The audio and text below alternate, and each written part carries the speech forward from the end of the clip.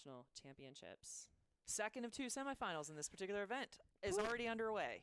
Yep. And we are not at 500 meters in because I always look for the public restroom that's down there. It's very handy.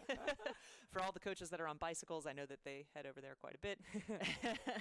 But we are already underway, and early on, that red hull, very indicative of Windsor. They are a program that we've seen over many, many years as well. There are lots of programs that are repeats. We have 225 clubs represented, so new clubs and old clubs that have been around for a long time or here for the first time showing speed on the water. It's wonderful to, again, just see this growth.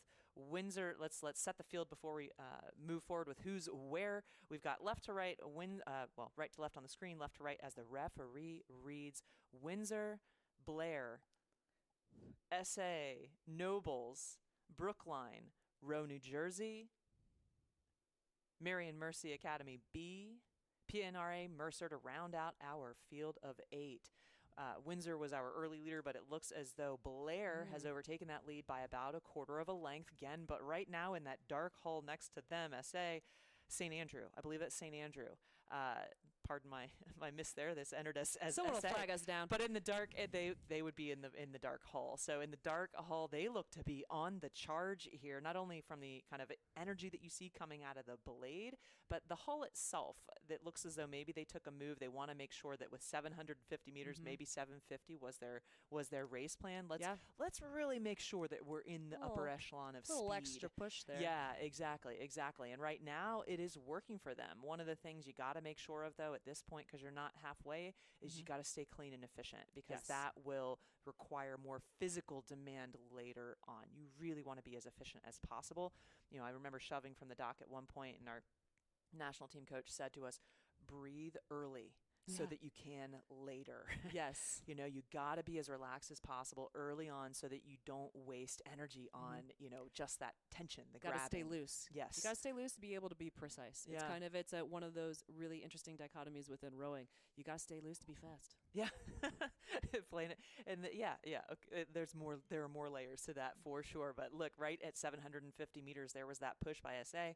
And then it hasn't quite given them the opportunity to overtake the lead, but the energy and the emotion is still there. But the hull that's in between the red and the dark hull, that is Blair, who has been in front. And Blair, they are also a program that they have been here for a number of years, or at least throughout history. They've had boats make it to nationals on a regular basis. They look pretty chill at the moment, and as soon as I said they look pretty chill, it looks like the coxswain is asking them for a little bit more, which may be part of their race plan as well. If you race some of these schools enough or some of these programs enough, you get a sense for maybe what their moves are when, and you kind of have a little conversation of, okay, if we need to wait a few strokes, let's wait. Let's let them throw theirs out there. Let's let them throw their nitrous first, and then we're going to go, right? Yeah.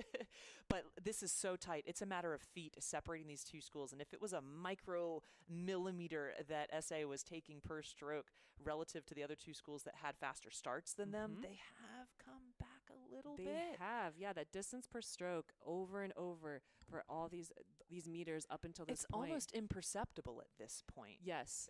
But it really has. They have inched up, and it's a dark hull. It's hard to see on the water. SA and Blair, neck and neck. Yeah. And the energy and the emotion is still there out of that SA boat. They are looking like they want to overtake the lead, but it is still Blair out in front. Windsor still hanging on there, but it does look like Blair and SA are top two right now, with Windsor right there. But I'll bet you there's a sprint that's going to happen, and we're going to see it. We're going to see the switch flips. We'll probably see athletes sit a little more stable in the boat. We'll see the blades come together. We'll see the rate start to come up, but you got to zip it up technically first. Yes, and I think I did see a shift in rate. I know that Blair seemed to have a little bit of a longer stroke at that point, but they seem to be matching up a little bit with their blade work and kind of pushing out ahead.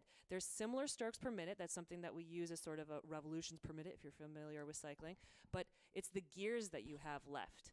And so they are both kind of shifting gears, trying to make moves on each other. And I will say, I believe that SA has edged out a hair ahead of Blair, just a smidge, I think, because they were able to make that gear change really effectively. But Blair's still holding on.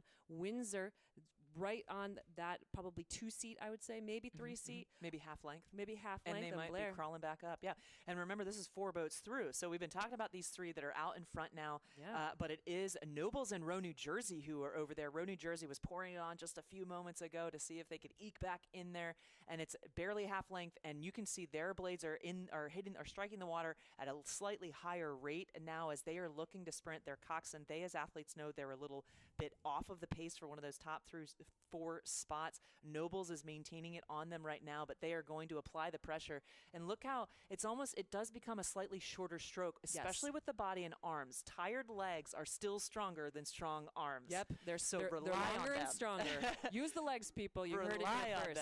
And Row, New Jersey made that decision. You could see the energy change. You could see that technical ask happen.